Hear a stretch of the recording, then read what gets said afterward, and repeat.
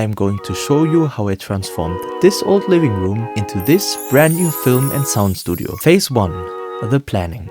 I connected with Andreas Grenz from Singer Acoustics Munich, who took measurements and created the initial plans. The plans from the acoustician are here. Phase 2, the raw construction.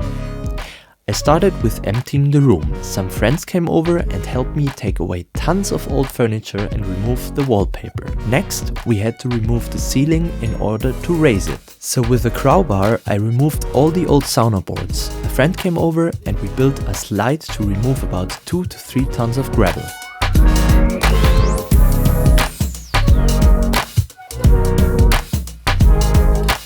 After the gravel was removed, the beams holding the construction revealed themselves. Because the beams were surrounded by gravel, they were actually in a very bad condition, so I decided to sand them.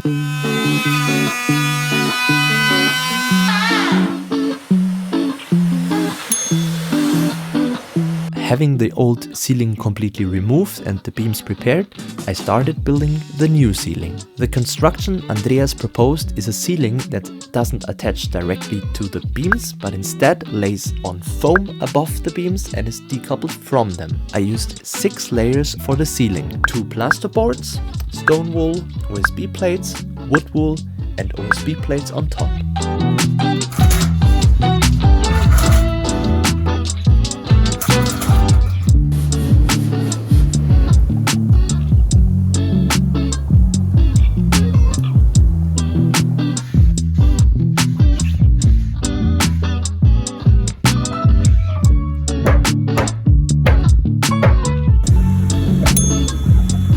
Once the upper part was done, using the profiles and stone wool, the plasterboards could be attached from below. This was quite challenging, because the plasterboards were not allowed to touch the beams. Since the beams were so curvy, each meter had to be measured to ensure that the plasterboards didn't touch the beams.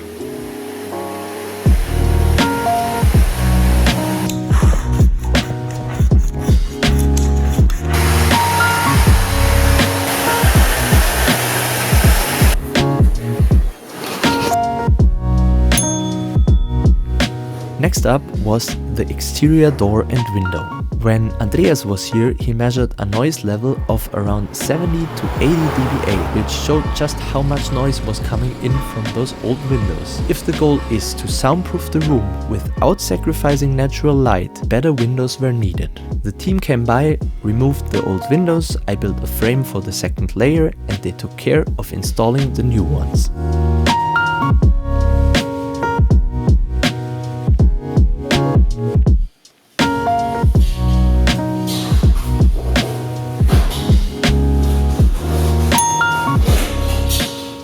Next up was the door to my apartment. I decided to repurpose the former interior door and put it on the outside.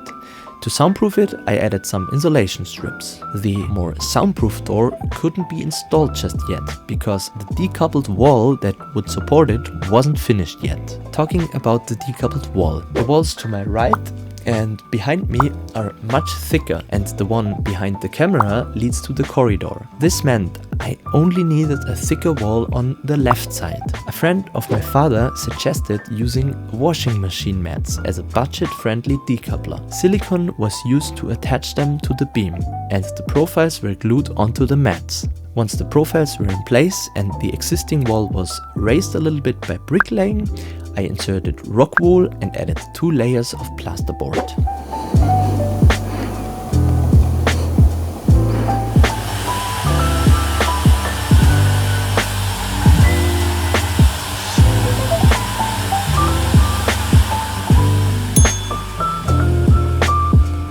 Next was the more soundproof door to my apartment. Knowing that the professional soundproof studio door was way out of my budget, I needed to get creative. I reached out to a friend of my father's who owns a woodworking company equipped with milling jigs. He kindly offered to mill a 6-layer spruce panel and door frame. After picking up the blank with the milled door frame, I turned my attention to building the handle. I stumbled upon a YouTube channel called True Sound Studios, which inspired me to use a freezer handle. Since it's designed to prevent cold air from escaping, it also serves to block sound. With just some painting left and an additional layer of inside insulation material, the door was finally complete.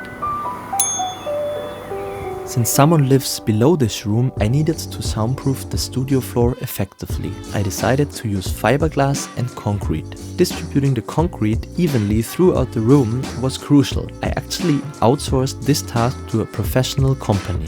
They came in and did a fantastic job.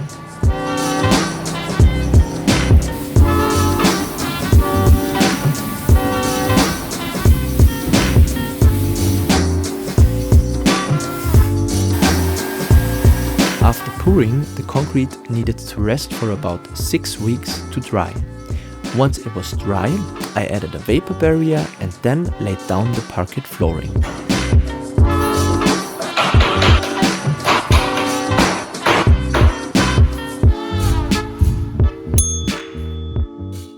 Next up were the electronics for the studio. With my father's help, we planned the power distribution.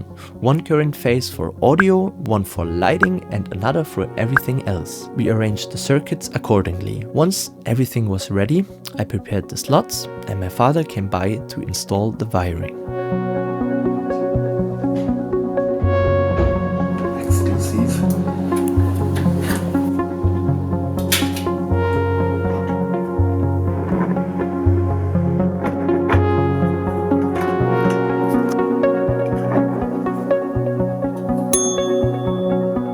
Let's move on to lights. I crafted sockets to hold the lamps. I visited a friend with a large drill and together we drilled the necessary holes.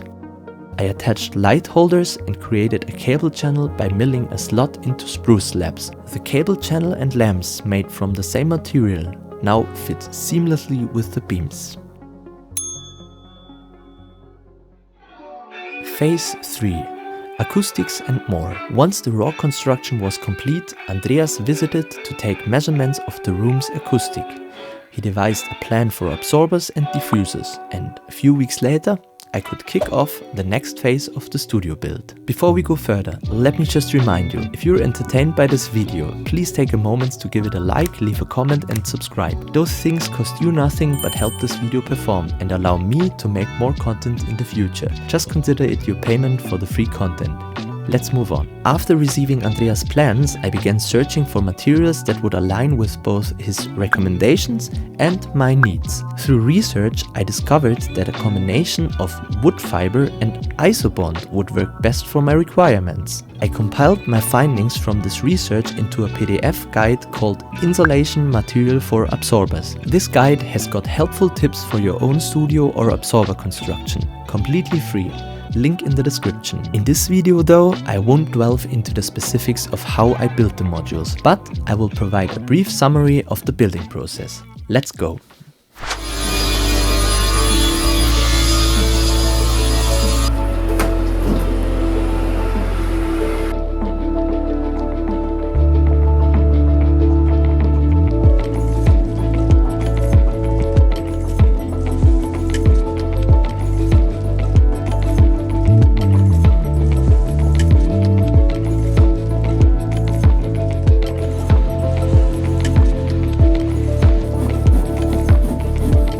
For the corner absorbers, commonly known as bus absorbers or bus straps, I opted not to use wood fibers due to their less than ideal acoustic properties for this application. Instead, I chose to use hemp wool.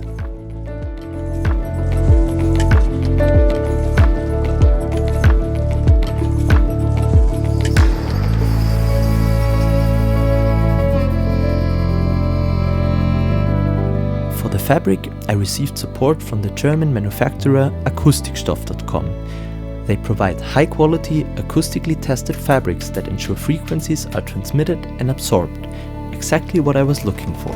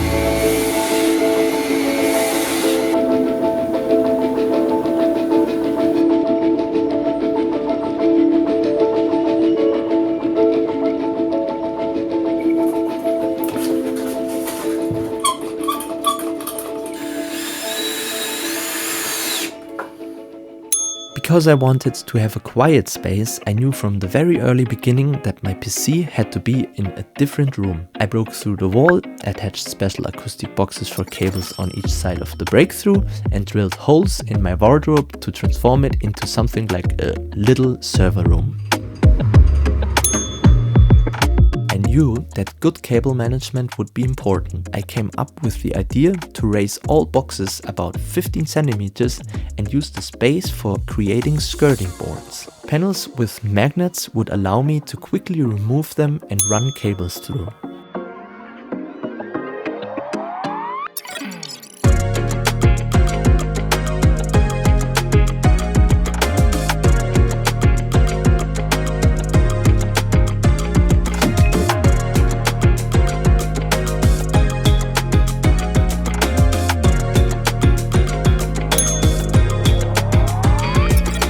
After bringing in all the equipment and furniture, I did extensive testing to find the ideal placement for the speakers.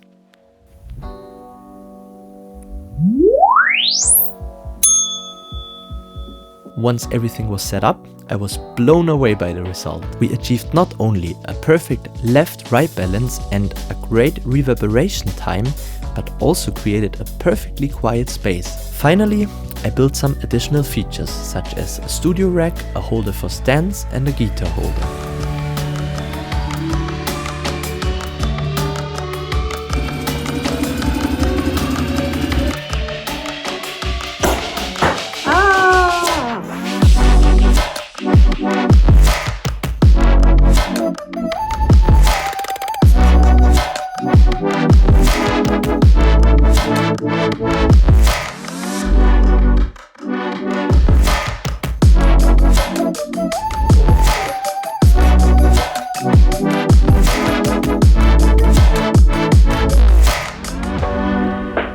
I want to say a huge thank you to everyone that helped me building the studio and make my dream come through. This was my first YouTube video in this style, and honestly, it took me ages to film and edit. If you've made it this far, it really means a lot to me. Thank you so much. If you have any questions, please leave them in the comments down below and I'm happy to answer them. On your way down there, don't forget to hit that like and subscribe button. But for now, have a beautiful day. I gotta go cycling, so bye bye.